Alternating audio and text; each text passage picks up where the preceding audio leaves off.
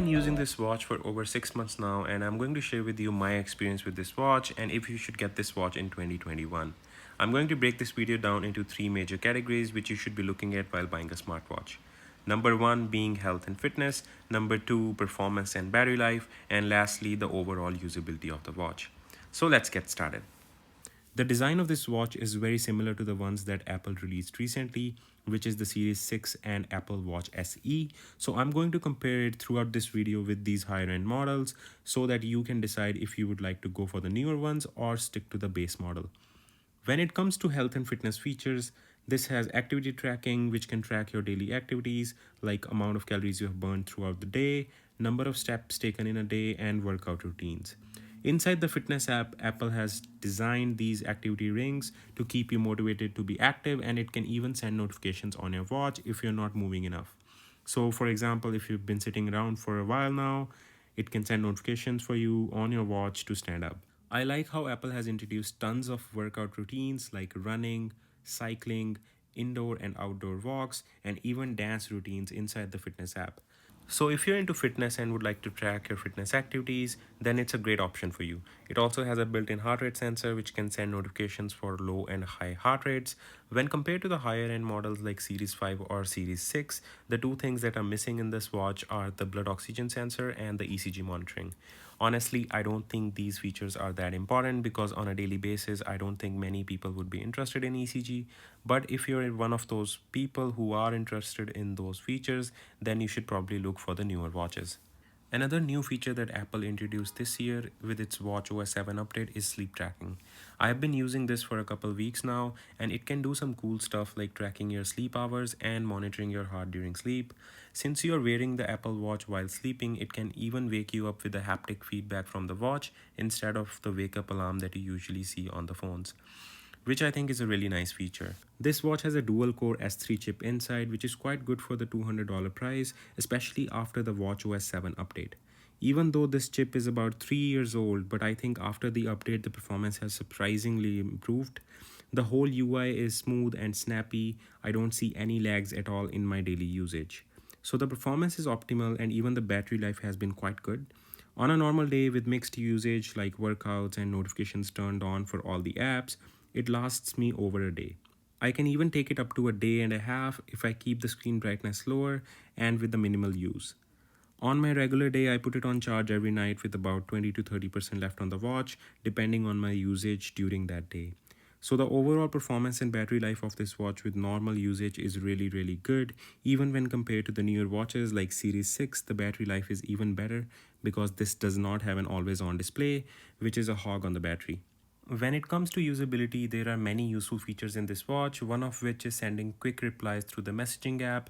This comes in very handy when you're out driving or on a run and you don't want to get your phone out to text.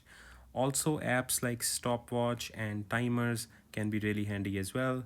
When it comes to customizing watch, there are many options to customize watch faces.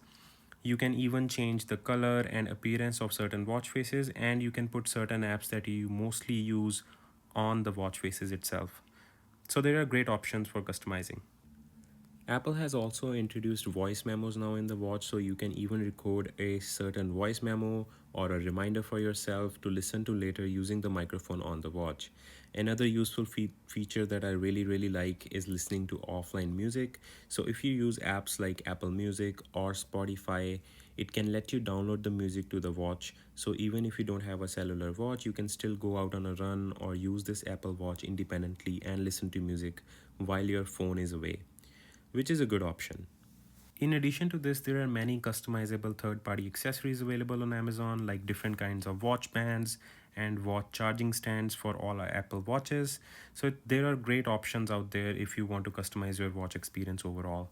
Now, if all the features are already included in this watch, why would someone go for a Series 5 or 6, which has Apple just launched recently? Here's the thing, Series 3 has all the features and it is the best value for money at $200 price. However, you are getting an Apple Watch which is almost 3 years old. Even though it will get regular updates for about 1 to 2 years, it's still an old hardware, which will get outdated eventually. The bezels are quite bit large if you compare it with the new watches. And the major shortcoming in my opinion is the memory. Series 3 only offers 8 gigabytes of memory, which is not enough. If you have a lot of music downloaded like I do, your device will be full and you won't even be able to do the software updates on the watch. So if it was me buying the watch in 2021, I would rather go for the cheaper Apple Watch SE because it has all the same features plus a better display, and it offers a bigger memory, which is 32 gigabytes of memory, which is more than enough for most users. The price difference between the SE and Apple Watch Series 3 is almost around 80 bucks in the US, which I think is totally worth it because you're getting a bigger screen, a second gen heart rate sensor, and a faster chip inside. But if you already have a Series 3 like I do and your major use case is only fitness and you don't go out for runs without your phone, then I don't think it's worth upgrading yet because there's not going to be much value if you upgrade. I think this watch can last another year or two easily without any issues. Alright guys, if you have reached this far in the video, I really appreciate it. I will leave the links to all the accessories that I personally use in the description box below so you can check them out. If you like the content, please drop a like below and subscribe to my channel so I can make more videos like this. Thank you so much for watching and see you in the next one.